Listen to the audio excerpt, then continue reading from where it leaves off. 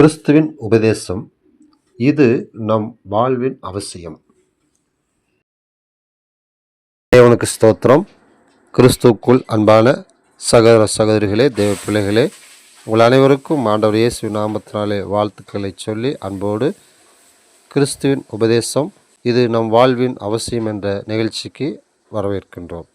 இந்த நாளிலே நாம் கற்றுக்கொள்ளும் சத்தியம், கர்த்தர் நிமித்தம் இழந்தவர்கள் எவரும் தரித்திரர் ஆனதில்லை.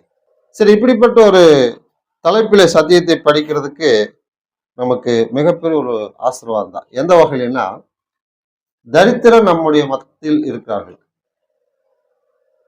அந்த தரித்திரர்களை காணும் பொழுது நமக்கு மன இரக்கம் வருது. அதனால ஏதாவது ஒன்றை நம்ம அவங்களுக்கு கொடுக்குறோம். அப்ப தரித்திரருடைய வாழ்க்கையில அந்த நிலை ஏன் வருது அப்படின்னு நமக்கு தெரியும். தங்களுக்கு இருந்தவைகளை இழந்து விட்டார்கள். நல்ல வசதியா வாழ்ந்தவர், பணக்காரரு, ஆனா இப்ப பார்த்தா ரொம்ப ஏழ்மையா இருக்காரு, பிச்சை எடுக்கிறாரு, ஒரு நேரம் ஆகாரத்துக்கு கையேந்தி நிற்கிறாரு அப்படின்னு. ஏன் என்ன ஆச்சு அப்படின்னா, அவர் வாழ்ந்த வாழ்க்கை அப்படிங்க. சரி, அப்படி என்ன வாழ்ந்தாரு அப்படின்னா, நல்ல வசதியா வாழ்ந்தாரு, பணத்தை தண்ணியாட்டம் இறைப்பாரு. இப்ப என்னாச்சு? எதுவுமே கிடைக்கல. அப்போ தன்னுடைய இழப்பு அதிகமாக இருந்திருக்கிறது. தன்னிடத்துல இருந்ததை அவர் சரியா பாதுகாத்துக் கொள்ளல. தனக்கு இருந்தவைகளை நமக்கு, நம்முடைய குடும்பத்துக்கு, நம்மை சார்ந்தவர்களுக்கு தேவைப்படுகிறது அந்த பொறுப்பு அவருக்கு இல்லை, திட்டமிடுதலும் அவருக்கு இல்லை. அதனாலே அவர் இழந்துட்டார். இழந்த நிமித்தமாக அதை பெற முடியாது. ஏன்னா நல்ல வசதியா வாழ்ந்தவர் எல்லாத்தையும் இழந்துட்டாருன்னா போய் ஒருத்தர்கிட்ட வேலை கொடுத்து வேலை வாங்கி செஞ்சு சம்பாதிக்கணுங்கிற அந்த மனசு கூட வராது. ஏன்னா போன இடத்துல எல்லாம் அவங்கள பாக்குறவங்க எல்லாம் நல்லா வாழ்ந்தவங்களாச்சு இல்லை, நீங்க இப்படி வேலைக்கு வரலாமா அப்படிங்கிற அந்த வார்த்தையில் சொல்லும் பொழுது அவங்களுக்கு கௌரவ குறைச்சல்னால என்ன செய்வாங்கன்னா வேலைக்கு போக மாட்டாங்க. சும்மா பார்த்துட்டு போலான்னு வந்துட்டுருவாங்க. வேலைக்கு வந்தவரு சும்மா பார்த்துட்டு போலான்ட்டு, உங்களுக்கு என்னங்க நல்ல வசதியுமா, ஆனா எல்லாம் இழந்தது அவருக்கு தெரியாது. அப்ப எல்லாவற்றையும் இழந்த அந்த இழப்பானது பொறுப்பற்ற ஒரு வாழ்க்கை தான். இதனாலே அவரு தரித்திரர் ஆயிட்டார். சரி, இது ஒரு பக்கம். இப்ப நாம பாடத்துடைய தலைப்பு அதை கவனிக்கணும். கர்த்தர் நிமித்தம் இழந்தவர்கள். முன்னதாக ஒரு மனுஷன் இழந்தவைகள் எல்லாமே தன்னுடைய வாழ்க்கையை தன்னுடைய விருப்பத்துக்காக, தான் விரும்புகிற வாழ்க்கை வாழணுங்கிறதுக்காக எல்லாவற்றையும் இழந்தார். அது எல்லாமே அவருடைய சுய லாபத்துக்காக இருந்தது. ஆனா இப்போ நாம படிக்கிற இந்த பாடமானது, கர்த்தர் நிமித்தம் ஒருவர் இங்கே ஒன்றை இழக்கிறார். அவர் தானாக தன்னுடைய சொந்த வேலைக்காகவோ, சொந்த லாபத்துக்காகவோ, தன்னுடைய சொந்த விருப்பத்துக்காகவோ அல்லது பிறருடைய விருப்பத்துக்காகவோ இழக்கல. கர்த்தர் நிமித்தம் ஒன்றை இழந்து விட்டார். கர்த்தர் நிமித்தம் இன்னொன்றை இழக்கிறார். இன்னொன்றை, இப்படியே எல்லாவற்றையுமே கர்த்தர் நிமித்தம் இழந்துட்டார். அப்ப அந்த மனுஷனிடத்துல இருந்து எல்லாமே போயிடுச்சு. அவர் கையில் என்ன இருக்குன்னா நமக்கு தெரிஞ்சது ஒன்றுமே இல்லை. ஆனா பாடத்துடைய தலைப்பு, கர்த்தர் நிமித்தம் இழந்தவர்கள் எவரும் தரித்திரர் ஆனதில்லை. கர்த்தர் இல்லாத ஒரு வாழ்க்கை வாழ்ந்த மனுஷன் எல்லாவற்றையும் இழந்தான், தரித்திரன் ஆனான். கர்த்தர் நிமித்தம் ஒருத்தர் இழந்தாரு, தரித்திரர் ஆவார் அப்படின்னு நாம் நினைக்கிறோம், ஆக மாட்டார். ஏன் அப்படிங்கிறதா நம்முடைய பாடம். எல்லாவற்றையும் வாழ்ந்த வாழ்க்கையை இழந்துட்டேன், ஆனா கர்த்தர் நிமித்தம் நான் ஒன்றை இழந்தேன், நான் ஏன் தரித்திரர் ஆகல? கர்த்தர் நிமித்தம் இவங்க எல்லாவற்றையும் இழந்தாங்களே, ஏன் இவங்க தரித்திரர் ஆகல? ஆனா கர்த்தர் நிமித்தம் ஒன்றை இழந்தால் கர்த்தர் அந்த மனுஷனுக்கு அதை கொடுப்பார். வேத வசனம் நமக்கு தெளிவா சொல்லுது. சில வசனங்களை படிப்போம். கர்த்தர் நிமித்தம் இழந்தவர்கள் எவரும் தரித்திரர் ஆனதில்லைங்கிறார். எந்த வகையில் அது?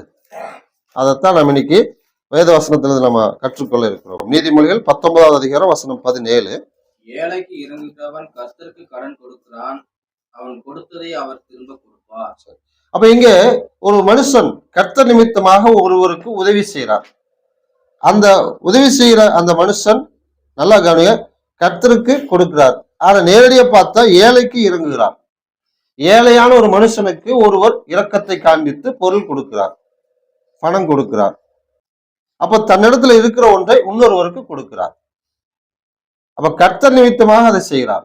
ஏன்னா கர்த்தர் தான் சொல்லியிருக்காரு, உன்னிடத்துல பொருள் இருக்கையில் அதை கொடுக்க வேண்டியவர்களுக்கு கொடுங்கிறார். இப்ப நீதிமொழிகள் 3ஆம் அதிகாரம் வசனம் 27, 28 படிப்போம். நன்மை செய்யும்படி உனக்கு திராணி இருக்கும்போது அதை செய்யத்தக்கவர்களுக்கு செய்யாமல் இராதே. உன்னிடத்தில் பொருள் இருக்கையில் உன் அயலானை நோக்கி நீ போய் திரும்பி வா, நாளைக்கு தருவேன் என்று சொல்லாதே. அப்போ கர்த்தர் நிமித்தம் ஒரு மனுஷன் ஏழைக்கு உதவி செய்கிறான். எப்படி அந்த மனுஷன் அதை செய்யறான்? கர்த்தர் தான் சொல்றாரு, நான் உனக்கு பலன் கொடுத்தேன். 1 பேதுரு 4:11 தேவன் தந்தருளும் பலத்தின்படி ஒருவன் உதவி செய்ய கடவன். யாக்கோபு 1:17 நன்மையான ஆசீர்வாதங்கள் எல்லாமே தேவனிடத்திலிருந்து வருகிறது. அப்ப தேவனிடத்திலிருந்து எனக்கு நன்மைகளை அவர் கொடுத்தார். அப்படி கொடுத்த அந்த தேவன் என்னிடத்தில் ஒருவன் வந்து உதவி கேட்கும் பொழுது அந்த மனுஷனுக்கு இல்லை என்று சொல்லாதேன்னு சொல்லியிருக்காரு. அதனால நான் என்ன செய்யறேன், கண்ணு முன்னாடி இருக்கிற இந்த ஏழை என்னிடத்துல வந்து உதவி கேட்கும் பொழுது நான் அவனுக்கு இரக்கம் காண்பித்து கடன் கொடுத்தேன், அல்லது அன்பளிப்பா கொடுத்தேன். இல்ல நீ வச்சுக்கோ, திருப்பி எனக்கு தர வேண்டியது இல்லைன்னு சொல்லி நான் கொடுத்துட்டேன். அப்ப கர்த்தர் எனக்கு கொடுத்தார், அதிலிருந்து அவர் சொன்ன வார்த்தையின்படி ஏழைக்கு நான் இறங்கினேன். அப்போ இந்த ஏழைக்கு இறங்குற மனுஷன் தன்னிடத்துல இருந்த ஒன்றை விட்டுட்டார். சரி, இதே போல எல்லாருக்கும் செய்யறாரு. எல்லாமே தன்னிடத்துல இருந்து எல்லாம் போயிடுச்சு. இப்ப இவருடைய கையில ஏதாவது இருக்குமானா பொருள் இருக்காது, பணமா இருந்தாலும் பணம் இருக்காது. சரி, அப்படி இருக்கிற இந்த மனுஷன் உலக பிரகாரமா பார்த்தா தரித்திரமான நிலைமைக்குத்தான் போவார். அடுத்த வேலை சாப்பாட்டுக்கு இவருக்கு காசு இல்லை. ஆனா இங்க கர்த்தர் என்ன சொல்றாரு, நீதிமொழிகள் 19:17 ஏழைக்கு இறங்குறவன் கர்த்தருக்கு கடன் கொடுக்கிறான்.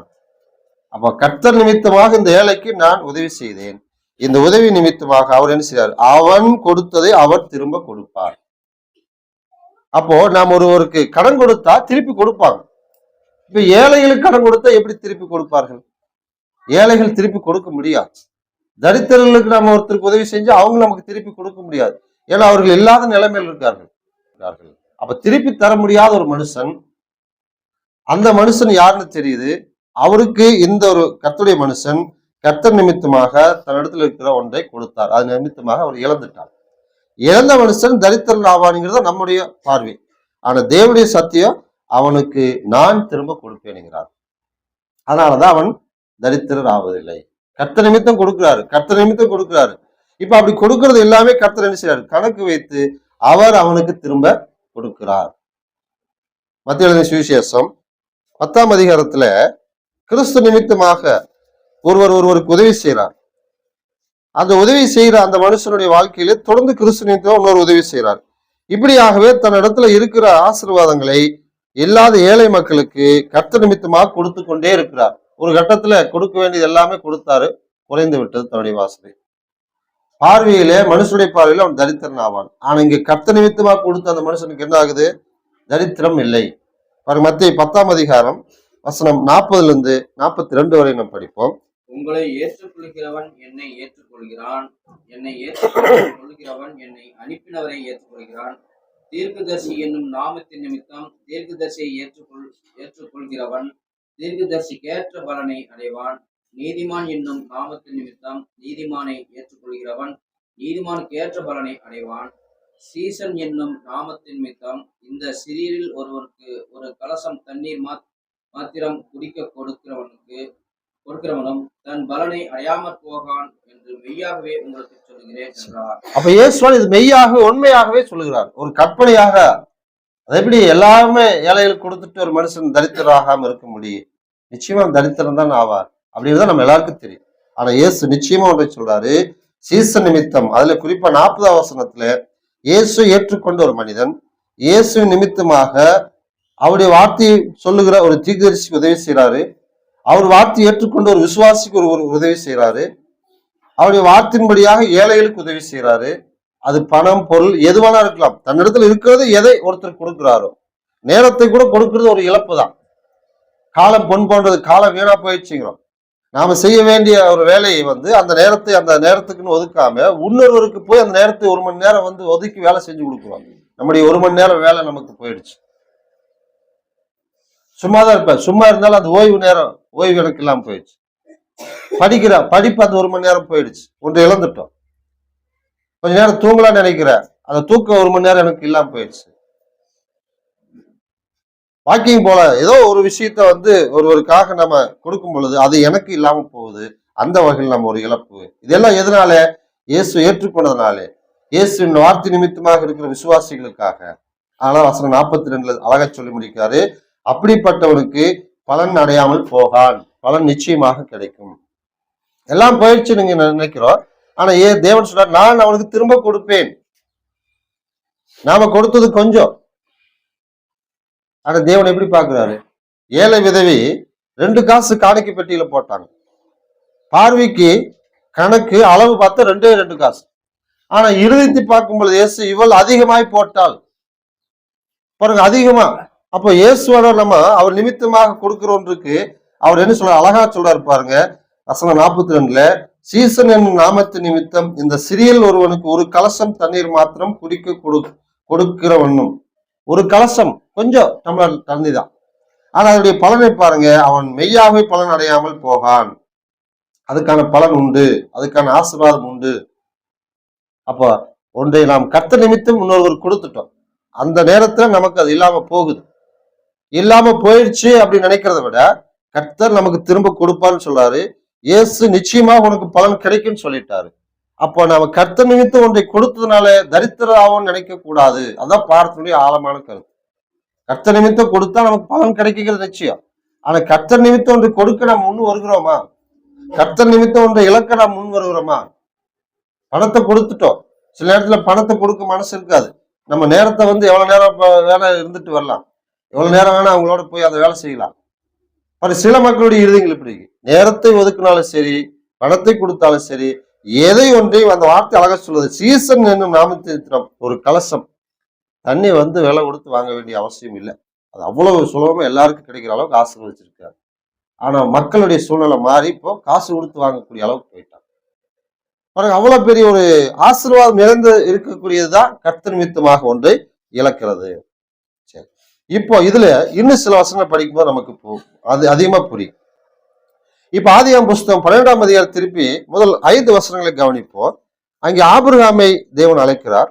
ஆபிரகாமை தேவன் அழைத்து ஆபிரகாமை நான் சொல்லும் இடத்துக்கு போன்னு சொன்ன உடனே எல்லாவற்றையும் விட்டு போகிறார். அப்ப இங்க கர்த்தர் நிமித்தமாக ஆபிரகாம் சில விஷயங்களை இழந்து போகிறார். இழந்து போனவர் வெறுமையாத்தான் இருப்பார், உண்மையாலுமே வெறுமையா இருப்பார். ஆனா தேவன் என்ன செய்யறாரு, அவரை வெறுமையாக்க விடலை. கர்த்தர் நிமித்தம் நம்ம 1 மணி நேரம் இலக்க யோசிக்கிறோம். மத்திய 25:26 தொடர்ந்து இயேசுவினுடைய அந்த மரண தருவாயில கெத்செமனே தோட்டத்துல ஜெபம் பண்ண போகும் பொழுது சிலரை கூட்டிக் கொண்டு போனார், என்னோடு கூட சேர்ந்து ஜெபம் பண்ணுங்க. ஆனா அவர் ஜெபம் பண்ணி திரும்பி பார்க்கும்போது தூங்கிட்டாங்க. அப்ப அவர் கேட்கிற 1 மணி நேரமாவது எனக்காக விழித்திருக்க கூடாதா? அப்போ 1 மணி நேரம் நாம கர்த்தருக்காக இலக்க யோசிக்கிறோம், ஒரு 10 நிமிஷம் இலக்க யோசிக்கிறோம், ஒரு 5 நிமிஷம் இலக்க யோசிக்கிறோம். அப்போ 1 மணி நேரத்தை நம்ம இலக்க யோசிக்கிறோம். ஆபிரகாம் இங்க என்ன செஞ்சாரு பாருங்க. ஆபிரகாம் அவரை அழைத்து தேவன் சொன்னதை பார்ப்போம், வசனத்தை நம்ம படிப்போம். ஆதியாகமம் 12ஆம் அதிகாரம் வசனம் 1 முதல் 5. கர்த்தர் ஆபிரகாமை நோக்கி, நீ உன் தேசத்தையும் உன் இனத்தையும் உன் தகப்பனுடைய வீட்டையும் விட்டு புறப்பட்டு நான் உனக்கு காண்பிக்கும் தேசத்துக்கு போ. நான் உன்னை பெரிய ஜாதியாக்கி உன்னை ஆசீர்வதித்து உன் பெயரை பெருமைப்படுத்துவேன். நீ ஆசீர்வாதமாய் இருப்பாய். உன்னை ஆசீர்வதிக்கிறவர்களை ஆசீர்வதிப்பேன், உன்னை சபிக்கிறவனை சபிப்பேன். பூமியில் உள்ள வம்சங்கள் எல்லாம் உனக்குள் ஆசீர்வதிக்கப்படும் என்றார். கர்த்தர் ஆபிரகாமுக்கு சொன்னபடியே அவன் புறப்பட்டு போனான். லோத்தும் அவனோடு கூட போனான். ஆபிரகாம் ஆராய்ந்து விட்டு புறப்பட்ட போது 75 வயதுள்ளவனாய் இருந்தான். ஆபிரகாம் தன் மனைவியாகிய சாராயையும் தன் சகோதரனுடைய குமாரனாகிய லோத்தையும் தாங்கள் சம்பாதித்திருந்த தங்கள் சம்பத்து எல்லாவற்றையும் ஆரானிலே சவதரித்த ஜனங்களையும் கூட்டிக் கொண்டு அவர்கள் கானான் தேசத்துக்கு புறப்பட்டு போய் கானான் தேசத்தை சேர்ந்தார்கள். அப்ப இந்த வசனத்துல அழகா சொல்றார், தேவன் ஆபிரகாமை அழைக்கிறார். ஆபிரகாம் தேவனுக்கு கீழ்ப்படிகிற ஒரு நல்ல இருதயம் உள்ள ஒரு விசுவாசம் உள்ள ஒரு மனிதர். எல்லாருமே அந்த காரியத்தை செய்ய மாட்டாங்க. கர்த்தர் நிமித்தம் இழந்தவர்கள் தான் நாம் பார்க்கிறோம். கர்த்தர் இல்லாத எத்தனையோ மக்கள் இழந்துட்டு இருக்கிறாங்க, கொடுத்துட்டு இருக்கிறாங்க, தன்னுடைய பொருள் ஆஸ்தி எல்லாத்தையும் இழந்துட்டாங்க. அது நிமித்தம் அவங்களுக்கு என்ன கிடைக்குது, அவங்களுடைய ஒரு நம்பிக்கை இருக்குது, எனக்கு விமோச்சனம் கிடைக்கு, ஆபத்து வந்தால் எனக்கு இந்த தர்மங்கள் எல்லாம் காப்பாற்று அப்படிங்கிற ஏதோ ஒரு நம்பிக்கையில் செய்யறாங்க. ஆனா கர்த்தருடைய பிள்ளைகள் நம்ம அப்படியே இல்லை. அவர் நிமித்தம் இழந்தவர்கள் எவரும் தரித்திரரானதில்லை, அவர்களுக்கு பலன் கிடைக்கும். அவர் நிமித்தம் ஒருவருக்கு ஒன்றை கொடுக்கும் போது அது அவங்களுக்கும் ஆசீர்வாதம். எல்லாமே கர்த்தர் அங்கே பயன்படுத்துறோம். சரி, இந்த வசனத்துல ஆபிரகாமை அழைத்து தேவன் சொல்றாரு, உன் தேசத்தையும் உன் இனத்தையும் உன் வீட்டையும் விட்டு போ. இவை எல்லாவற்றையும் விட்டுட்டு போகும்பொழுது இவை எல்லாமே அவருக்கு இழப்பு தான். சரி, இழப்பு அப்படின்னு நினைச்சு அவர் இருந்தாரா அப்படின்னா இல்ல. எல்லாவற்றையும் விட்டு அவர் என்ன செஞ்சார், அழகா சொல்றாரு வசனம் 5 கடைசியில, அவர்கள் கானான் தேசத்துக்கு புறப்பட்டு போய் கானான் தேசத்தை சேர்ந்தார்கள். பாருங்க, எல்லாவற்றையும் விட்டுட்டு போனாரு, விட்டுட்டே போனார். சரி, இப்படி விட்டுட்டு போன அவருடைய வாழ்க்கையில இழப்பு. சரி, இன்னொரு வசனம் படிப்போம். எபிரேயர் புஸ்தகம் 11ஆம் அதிகாரம் திருப்பி எபிரேயர் 11ஆம் அதிகாரம் வசனம் 8 நாம் படிப்போம். விசுவாசத்தினாலே ஆபிரகாம் தான் சுதந்திரமாக பெறப்போகிற இடத்துக்கு போகும்படி அழைக்கப்பட்ட போது கீழ்ப்படிந்து தான் போகும் இடம் என்னதென்று அறியாமல் புறப்பட்டு போனான். அப்ப தேவன் அழைத்த அழைப்புக்கு உடனே கீழ்ப்படிந்து போனார். கூப்பிட்ட உடனே வராருங்கிறார். எல்லாத்தையும் விட்டுட்டு தான் போறோம். அப்போ ஒன்றை நாம் விட்டுட்டு தான் ஒன்றை நம்ம தேடி போறோம். சில நேரத்தில் அதை கொஞ்சம் விட்டுட்டு தான் வாங்கல அப்படின்னு வர மனசு இல்லாதவங்களுக்கு அதை விட்டுட்டு வாங்க அப்படிம்போம். அப்போ விட்டுட்டு வரும் பொழுது இழப்பு, நஷ்டம் போச்சு, அது அவ்வளவுதான். எதுவா இருந்தாலும் ஆபிரகாம் இங்க என்ன செஞ்சாரு? விசுவாசத்தினாலே ஆபிரகாம் தான் சுதந்திரமாக பெறப்போற இடத்துக்கு போகும்படி அழைக்கப்பட்ட போது, அந்த இடத்துக்கு வா, உன்னை கொண்டு போய் சேர்க்கன்னு சொன்னாரா? வெறுமன் அப்படி சொல்லல. உன் தகப்பனையும் உன் தாயையும் உன் தேசத்தையும் வீட்டை விட்டுட்டு வாழ்னார். அப்ப விட்டுட்டு வாழ்னா இழப்பு இருக்குது. இழப்பை விட்டுட்டு வாழ்னாரு. வந்தவருக்கு இப்ப என்னாச்சு? வெறுமன இருக்கார். ஆனா அவரை தேவன் விட்டாரா? கர்த்தர் நிமித்தம், தேவன் நிமித்தம் இதையெல்லாம் விட்டுட்டு வந்தார். விட்டுட்டு உடனே கீழ்ப்படிந்து போனார். போனவருடைய வாழ்க்கையில் என்னாச்சு? ஆதியாகமம் புஸ்தகம் 12ஆம் அதிகாரம் திருப்பி வசனம் 16 நாம் படிப்போம். அவள் நிமித்தம் அவன் ஆபிரகாமுக்கு தயை பாராட்டினான். அவனுக்கு ஆடு மாடுகளும் கழுதைகளும் வேலைக்காரரும் வேலைக்காரிகளும் கோலிகை கழுதைகளும் ஒட்டங்களும் கிடைத்தது. அப்ப இங்க ஆபிரகாமுக்கு பாரு, எல்லாவற்றையும் விட்டுட்டு வந்தவருக்கு என்ன ஆகுது? எல்லா ஆசீர்வாதங்களையும் தேவன் இங்கே கொடுக்கிறார். அவருக்கு உண்டான அந்த கழுதை வேலைக்காரர்கள், அப்ப அந்த காலத்துல எல்லாம் வேலைக்காரர்கள் அதிகமா தங்களோடு இருப்பாங்க. வசதி வாய்த்தவங்க தான் வேலைக்காரர்கள் வச்சிருப்பாங்க. இப்போ அந்த வகையில ஆபிரகாமுக்கு இது எல்லாவற்றையும் தேவன் கொடுத்திருக்காரு. சின்ன அந்த ஆபிரகாமுடைய வாழ்க்கையில் எப்படி கர்த்தர் எவ்வளவு ஆசீர்வாதம் கொடுத்திருக்காரு பாருங்க. 13ஆம் அதிகாரம் வசனம் 2 படிப்போம். ஆபிரகாம் மிருக ஜீவன்களும் வெள்ளியும் பொன்னுமான ஆஸ்திகளை உடைய சீமானாய் இருந்தான். சீமானாய் இருந்தார். அவர் சீமானாய் இருந்தார்னா நல்ல வசதியான வாழ்க்கை வாழ ஆரம்பிச்சிட்டார். அப்ப எல்லாவற்றோடு வாழ்ந்தவர் அதை விட்டுட்டு வாழ்ந்தாரு. கர்த்தர் நிமித்தம் அதை விட்டுட்டு போனாரு. போனவருக்கு இப்ப என்ன ஆகுது? கர்த்தர் அவருக்கு ஆசீர்வாதங்களை கொடுக்கிறார். இன்னும் அவருடைய ஆசீர்வாதங்கள் எப்படி இருக்குது பாருங்க. வசனம் 5, 6, 7. ஆபிரகாமுடனே வந்த லோத்துக்கும் ஆடு மாடுகளும் கூடாரங்களும் இருந்தன. அவர்கள் ஒருமித்து குடியிருக்க அந்த பூமி அவர்களை தாங்கக்கூடாது இருந்தது. அவருடைய ஆஸ்தி மிகுதியாக இருந்தபடியால் அவர்கள் ஒருமித்து வாசம் பண்ண ஏதுவில்லாமல் போயிற்று. குறிப்பா வசனம் 5, 6 அதுல குறிப்பா 6ஆம் வசனம் அழகா சொல்றாரு. அவர்கள் ஒருமித்து குடியிருக்க அந்த பூமி தாங்கக்கூடாத அளவுக்கு இருக்குது. ஆனா இங்க ஆபிரகாமுக்கு அவருடைய வாழ்க்கையில தேவன் பாருங்க, அவருடைய ஆஸ்தி மிகுதியா இருந்தபடியால் அவர்கள் ஒருமித்து வாசம் பண்ண ஏதுவில்லாது இருந்தது. இப்போ ஆபிரகாமுடைய வாழ்க்கையில கர்த்தர் நிமித்தம் எல்லாவற்றையும் விட்டுட்டு போனார். போனவர் தரித்திரனானாரானா உலகமானது சொல்லு தரித்திரன் ஆயிடுவான், ஒண்ணும் இல்லாம போயிடுவா, பிச்சை எடுக்க போறான் பாருங்க. குடும்பமே ஆகாரத்துக்கு பஞ்சத்துல அலைய போறாங்க அப்படின்னு நினைப்பாங்க. ஆனா ஆபிரகாம் அதையெல்லாம் எதையும் யோசிக்கல. விசுவாசித்து கீழ்ப்படிந்து போனாரு. தேவன் அவருக்கு வேலையாட்களையும் ஆடு மாடுகளையும் எல்லாவற்றையும் கொடுத்து சீமானா இருக்கும்படிக்கு அவர்களுக்கு இருக்கிற அந்த வசதி வாய்ப்பு அது பூமி தாங்கக்கூடாத அளவுக்கு வசதி பெருக்கிட்டார். வசதிக்காக நம்ம பார்க்க கூடாது. கர்த்தர் நிமித்தம் நம்ம ஒன்றை இழந்தா நம்ம தரித்திரம் ஆகிடுவோம். கர்த்தர் நிமித்தமா இதை செய்யறோம் அப்படின்னா நம்ம இடத்துல இருக்கிறது எல்லாமே போயிடும் நினைக்காதீங்க. அவர் நமக்கு திரும்ப தருவாருன்னு நம்ம எல்லாருக்கும் சேர்த்து சொல்றாரு. சரி, இன்னொரு உதாரணம் படிப்போம். இந்த சம்பவத்துல எப்படி அடுத்து நமக்கு தெரிஞ்ச ஒரு சம்பவம் தான் யோபுனுடைய சரித்திரத்தை நம்ம கவனிக்கிறோம். யோபு 1ஆம் அதிகாரம் திருப்பி அவருடைய வாழ்க்கையில தேவன் அவர் கொடுத்த ஆசீர்வாதங்கள் எல்லாம் பாருங்க. இதெல்லாம் அவர் தான் கொடுத்தார். யோபு 1ஆம் அதிகாரம் திருப்பி 3 வசனங்களை படிப்போம். ஊத்ஸ் தேசத்திலே யோபு என்னும் பேர் கொண்டு ஒரு மனுஷன் இருந்தான். அந்த மனுஷன் உத்தமனும் சன்மார்க்கனும் தேவனுக்கு பயந்து பொல்லாப்புக்கு விலகிறவனுமாய் இருந்தான். அவனுக்கு 7 குமாரரும் 3 குமாரத்திகளும் பிறந்தார்கள். அவனுக்கு 7000 ஆடுகளும் 3000 ஒட்டகங்களும் 500 ஏர் மாடுகளும் 500 கழுதைகளும் ஆகிய மிருக ஜீவன்கள் இருந்ததுமன்றி தில்லான பணிவிடைக்காரரும் இருந்தார்கள். அதனால் அந்த மனுஷன் கிழக்கத்தி புத்திரரில் எல்லாரிலும் பெரியவனாய் இருந்தான். அப்ப கிழக்கத்தி புத்திரிலே பெரியவனாய் இருந்தான். ஊத்சியோட தேசம், ஊர் அல்லது இந்த தெருவு அல்ல. தெருவிலேயே ஒரு பெரியவர், இந்த ஊர்லயே ஒரு தாங்க பெரியவர். ஆனா இவரு ஊத்சியோட தேசம். சரி, இப்படிப்பட்ட ஒரு வாழ்க்கை எல்லாவற்றையுமே யார் கொடுத்தது? நேரடியா நான் வசனத்தை பார்க்கல. ஆனா இதெல்லாம் இழந்தப்ப அவருக்கு என்ன அந்த வார்த்தையை நாம் படிக்கிறோம். 1ஆம் அதிகாரம் திருப்பி வசனம் 20, 21 நாம் படிப்போம். அப்பொழுது யோபு எழுந்திருந்து தன் சால்வையை கிழித்து தன் தலையை சிரைத்து தரையிலே விழுந்து பணிந்து, நிர்வாணியாய் என் தாயின் கர்ப்பத்திலிருந்து வந்தேன், நிர்வாணியாய் அவ்விடத்துக்கு திரும்புவேன். கர்த்தர் கொடுத்தார், கர்த்தர் எடுத்தார், கர்த்தருடைய நாமத்துக்கு ஸ்தோத்திரம் என்றான். அப்ப கர்த்தர் கொடுத்தாருங்கிற அந்த வார்த்தையை கவனிக்கிறோம். அப்ப அந்த ஊத்சிக்கிற தேசத்திலேயே பெரிய ஒரு மனுஷனாக வசதி வாய்த்தவராக இருந்தாருன்னா அந்த ஆசீர்வாதம் எல்லாமே கர்த்தர் தான் கொடுத்தார். அதே கர்த்தர் தான் பெரிய செய்தாரு, எடுத்துட்டார். கர்த்தர் நிமித்தமாக அவருக்கு இழப்பு. உத்தமன் சன்மார்க்கன் தேவனுக்கு பயந்த மனுஷனுக்கு ஏது நடக்குதுன்னு நினைக்க கூடாது. தேவன் அவரை சோதிக்கிறார். தேவனிடத்துல யோபை பற்றி குற்றம் சொல்லுகிறான். இவ்வளவு வசதியெல்லாம் இருக்கிறதுனாலதான். அதுக்கு முன்னாடி தேவனே சொல்லுவாரு, நீ எங்கிருந்து வருவாய், உலகம் எங்க சுற்றி திரிகிற, யோபை நீ கவனித்தாயா அப்படிங்கிறார். தேவனே அந்த யோபுவை சாத்தானுக்கு சொல்றாரு, யோபை நீ கவனிச்சியா? ஆமா, நான் கவனிச்சேன். எல்லா வசதி வாய்ப்புகளோடு இருக்கிறான். இதெல்லாம் நீங்க கொடுத்துருக்கிறீங்க, அதனாலதான் அப்படி இருக்கிறான், உங்களுக்கு பயந்து இருக்கிறான். இது எல்லாத்தையும் எடுத்து பாருங்க, இந்த தூசிக்கிறானா இல்லையான்னு பாருங்க.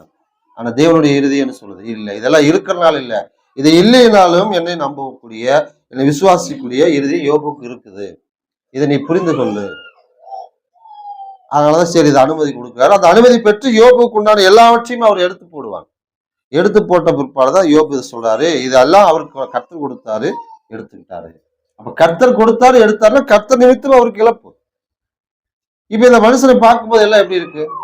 இதுக்கப்புறம் நம்ம தொடர்ந்து படிக்கும்போது நண்பர்கள் எல்லாம் வருவாங்க, துக்கம் விசாரிக்க வருவாங்க. அந்த நண்பர்கள் எல்லாம் ஏறக்குறைய இரவு பகல் 7 நாள் உட்கார்ந்துருப்பாங்க பேசாமையே. அவ்வளவு துக்கம், அவ்வளவு வேதனை, அவ்வளவு வறுமை. சரி, இந்த கட்டத்துல உலகமானது என்ன சொல்லு, தேவனுக்கு பயந்து வாழ்ந்த மனுஷன் அவர் நிமித்தம் இப்படி எல்லாத்தையும் இழந்து தரித்திரன் ஆயிட்டானே, இப்படி நாமளும் தேவனை நம்பி வாழ்ந்தா நமக்கு இதுதான் வந்துரு, அதனால இந்த தேவனை எல்லாம் நம்புறது விட்டுடலாம், இப்படித்தான் உலகமானது சொல்ல ஆரம்பிக்கும்.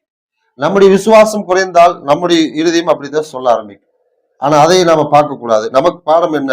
கர்த்தர் நிமித்தம் இழந்தவர்கள் யாரும் தரித்திரர் ஆனதில்லை. எப்படி? கர்த்தர் அந்த மனுஷனுக்கு அவனுடைய இருதயத்தினுடைய விசுவாசம், அவனுடைய கீழ்ப்படிதலை பார்க்கிறாரு, அவருடைய உண்மையை பார்க்கிறாரு, திரும்ப கொடுக்கிறார். என் நிமித்தம் இந்த மனுஷன் அதை செஞ்சிருக்கிறான், எனக்காக இந்த காரியத்தை தாங்கி இருக்கிறான், அப்ப நான் எதை செய்யணும்? கர்த்தர் எதை சொல்றாருங்கிறத நாம பார்க்கணும். இப்போ அதே யோபுவுக்கு இழப்பு எல்லாவற்றையும் கொடுத்த பிற்பாடு அவருடைய தரித்திர நிலையை நாம் பார்க்கிறோம். ஆனா தேவன் அப்படியே தரித்திரத்தையே விட்டாரா பாருங்க. யோபு 42ஆம் அதிகாரம், கர்த்தர் நிமித்தம் இழந்த அந்த யோபுடைய வாழ்க்கை எப்படி என்ன ஆகுதுன்னு பாருங்க. 42ஆம் அதிகாரம் திருப்பி வசனம் 11 நாம் படிப்போம். மணிங்க 10-11. யோபு தன் சிநேகிதருக்காக வேண்டுதல் செய்த போது கர்த்தர் அவன் சிறையிருப்பை மாற்றினார். யோபுக்கு முன் இருந்த எல்லாவற்றை பார்க்கிலும் இரட்டத்தனையாய் கர்த்தர் அவனுக்கு தந்தருளினார். அப்பொழுது அவனுடைய எல்லா சகோதரரும் சகோதரிகளும் முன் அவனுக்கு அறிமுகமான அனைவரையும் அவனிடத்தில் வந்து அவன் வீட்டிலே அவனோட போஜனம் பண்ணி, கர்த்தர் அவன் மேல் வரப்பண்ணின சகல தீங்கு நிமித்தம் அவனுக்காக அங்கலாய்த்து அவனுக்கு ஆறுதல் சொல்லி, அவரவர் ஒவ்வொரு தங்க காசையும் அவரவர் ஒவ்வொரு பொன் ஆபரணத்தையும் அவனுக்கு கொடுத்தார்கள். அப்ப கர்த்தர் திரும்ப கொடுப்பார். கர்த்தர் எப்படி கொடுப்பாரு? இப்போ பரலோகத்தின் தேவன் யோபுவுக்கு முதல்ல கொடுத்தது எல்லாவற்றையும் எடுத்துக்கொண்டாரு.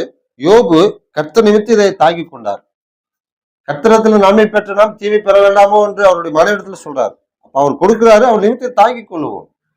சரி, தாங்கி கொள்ளக்கூடிய அந்த இறுதியம் என்ன ஆயிடுது? இப்ப அழகா சொல்ல பாருங்க, வசனம் 10. யோபு தன் சிநேகருக்காக வேண்டுதல் செய்கிற போது,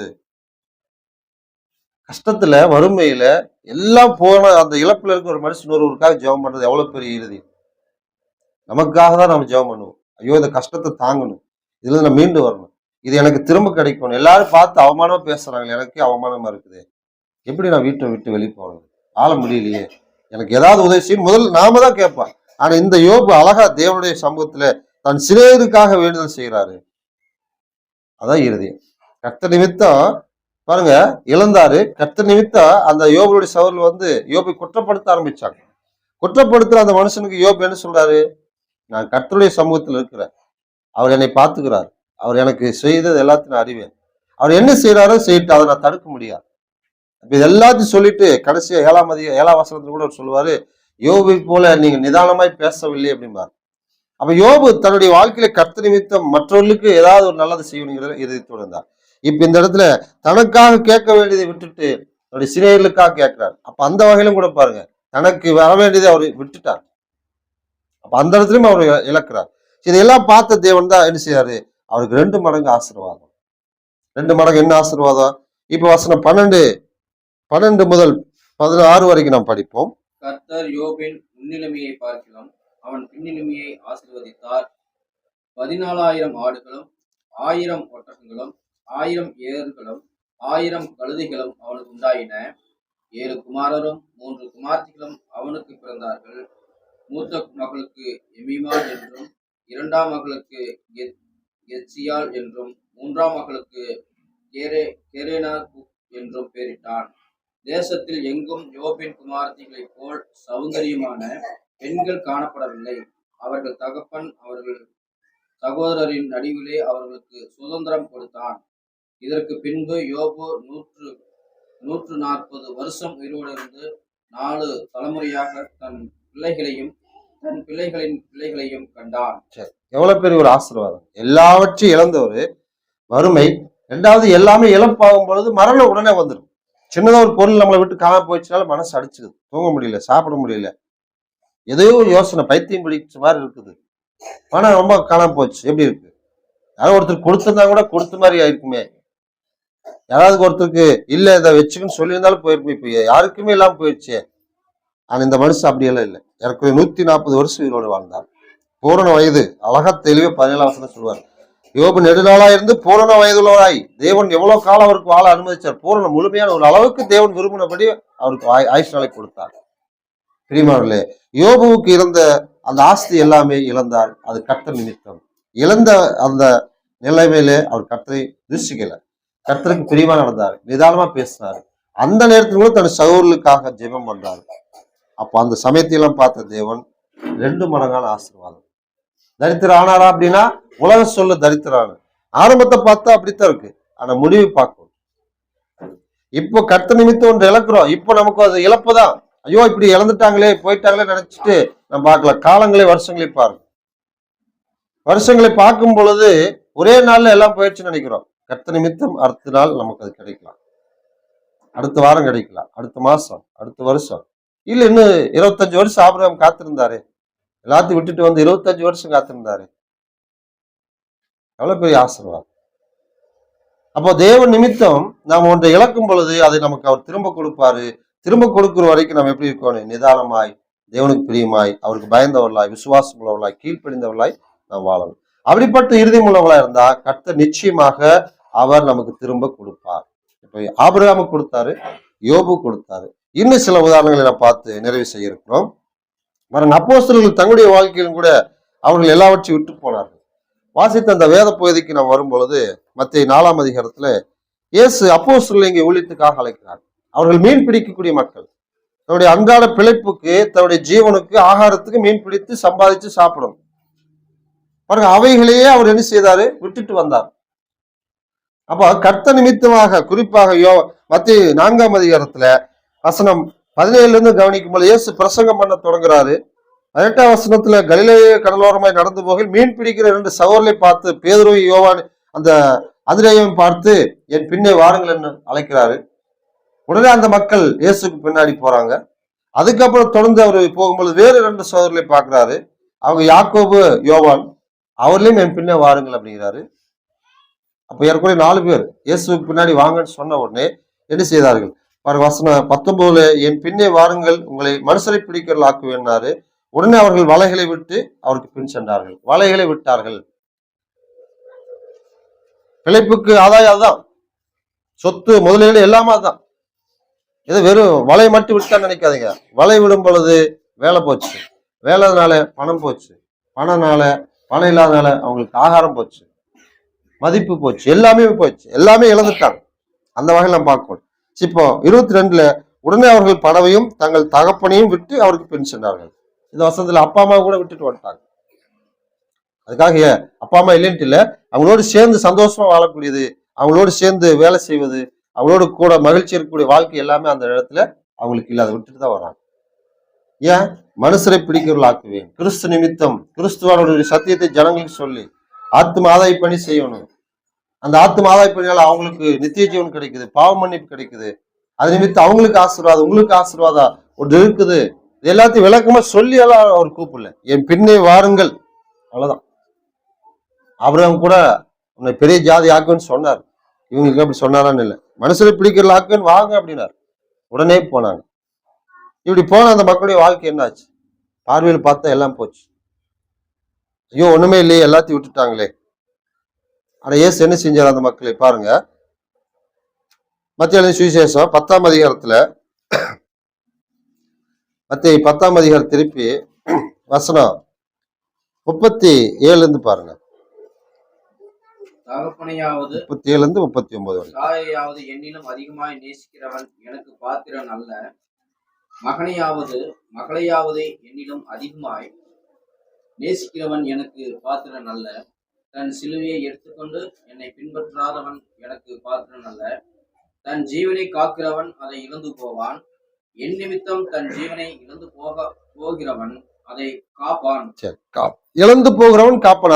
அந்த வார்த்தைக்காக தான் சொல்லுவேன். என் நிமித்தம், அந்த இயேசு நிமித்தம் அப்பா அம்மா படவு எல்லாத்தையும் விட்டுட்டு போனாங்க. எல்லாம் போச்சு. ஒரு வகையில ஜீவனை கூட இழக்க வேண்டியது. வேலை விட்டா வாழ்க்கை இல்லை, பணம் இல்லை, சாப்பாடு இல்லை, ஒரு வேலை நமக்கு சாவுதான். சரி, அதையெல்லாம் நம்ம யோசிக்கல. கர்த்தர் பார்த்துக் கொள்வார்னு அந்த நம்பிக்கையோடு வந்தாங்க. அவங்களுக்கு என்னாச்சு? அதை காப்பான், இழந்து போனதை காப்பான். சரி, காத்து கொண்டாங்களா இல்லையா? மத்திய 19ஆம் அதிகாரத்துல ஏசு அழகா சொல்லாரு. அதுக்கு முன்னாடி பேதுரு இடத்துல கேட்கிறாரு பாரு. மத்திய 19ஆம் அதிகாரம் வசனம் 27 நாம் படிப்போம். அப்பொழுது பேதுரு அவரை நோக்கி, இதோ நாங்கள் எல்லாவற்றையும் விட்டு உம்மை பின்பற்றினோமே, எங்களுக்கு என்ன கிடைக்கும் என்றான்.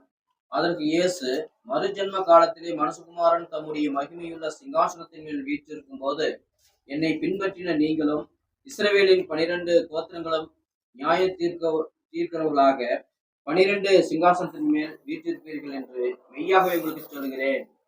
என் நாமத்து நிமித்தம் வீட்டையாவது சகோதரியாவது சகோதரியாவது தகப்பனையாவது தாயையாவது மனைவியையாவது பிள்ளைகளையாவது நிலங்களையாவது விட்டவன் எவனோ அவன் நூறத்தனையாய் அடைந்து நித்திய ஜீவனையும் சுதந்திரத்துக் கொள்ளுவான். அப்ப 100 மடங்கு ஆசீர்வாதங்கிறார். இது அப்போஸ்தலர் சொன்னது. அழகா அந்த அப்போஸ்தலர் இருக்கிற இடத்துல நாமளும் இருந்தாலும் கூட அதான் கேட்போம். எல்லாத்தையும் விட்டுட்டு வாங்கன்னு சொல்றீங்களே, விட்டுட்டு வாங்கணும்னு சொல்றீங்க, பின்னே வாங்கன்னு தான் சொன்னார். வான்னு சொல்றீங்க, நாங்க என்ன செய்யறது? வேலையை விட்டுட்டு வர முடியுமா? பணத்தை விட்டுட்டு வர முடியுமா? வருமானத்தை எதை விட்டுட்டு வர்றது? அந்த உரையாடல் அங்க எதுவுமே கிடையாது. வாங்கல் அப்படின்னா உடனே பின்தொடர்ந்தாங்க. இப்ப எந்த சமயத்துல இயேசு அந்த ஐஸ்வர்யமுள்ள ஒரு வாலிபனுக்கு சொன்ன அந்த செய்தி கேட்ட பிற்பாடு ஆச்சரியப்பட்டு இப்ப பேர் கேட்க, எல்லாவற்றையும் விட்டுட்டு நாங்க உண்மை பின்பற்றி வந்திருக்கிறோம். எல்லாவற்றையும் விட்டு, இப்ப இயேசு விட்டு நம்ம வந்திருக்கிறோமானா இல்ல, எல்லாத்தையும் விட்டுதான் இயேசு இடத்துல வந்திருக்கிறோம்.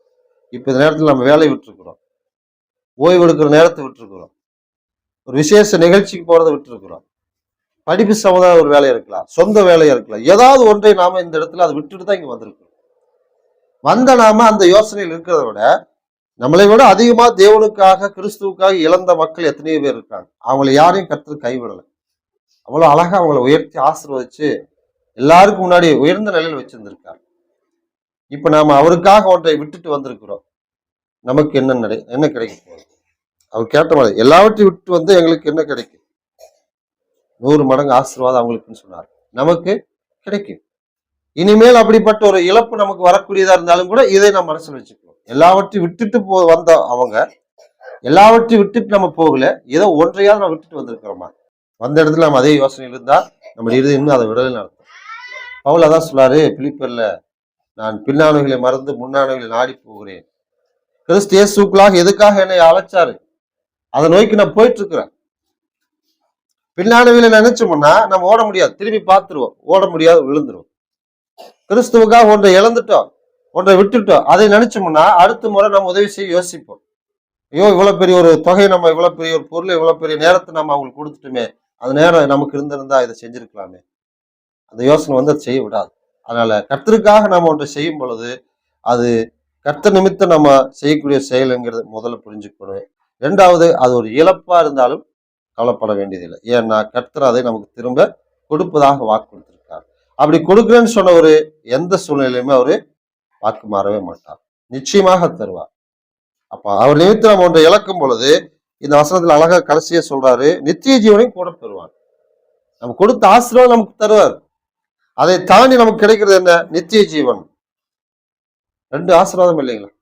பூமிக்குரிய பொருளும் நமக்கு கிடைக்குது.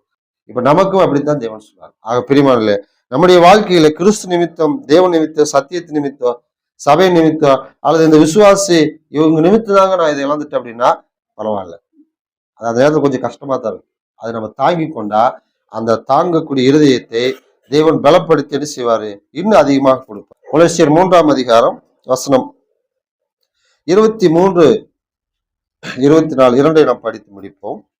நீங்கள் கர்த்தராகிய கிறிஸ்துவை சேவிக்கிறதுனாலே சுதந்திரமாகிய பலனை கர்த்தராலே பெறுவீர்கள் என்று அறிந்து எதை செய்தாலும் அதை மனுஷருக்கென்று செய்யாமல் கர்த்தருக்கென்றே மனப்பூர்வமாக செய்யுங்கள். அப்ப மனப்பூர்வமாக செய்யணும். மனப்பூர்வமாக யாருக்காக நம்ம செய்யணும்? கர்த்தருக்காக நம்ம செய்யணும்.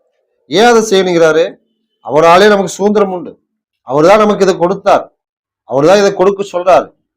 அவர் தான் நமக்கு கொடுத்தாரு. அவர் தான் இதை எடுத்துக்கிட்டார். அப்ப அவர் நிமித்தம் நம்ம கொடுத்தாலும் இழப்பு தான், அவரே எடுத்துக்கொண்டாலும் இழப்பு தான். எதுவானாலும் கர்த்தர் நிமித்தம் நாம் இழந்த எதையும் நாம் தரித்திரமான நிலைமை கொண்டு போக நினைக்கவே வேண்டாம். சுதந்திரமாகிய பலனை கர்த்தராலே பெறுவீர்கள். நாம கொடுத்தது ஒருத்தருக்கு, ஆனா நமக்கு திரும்ப கொடுக்கறது கர்த்தர் டைரக்டா நமக்கு கொடுக்குறாரு.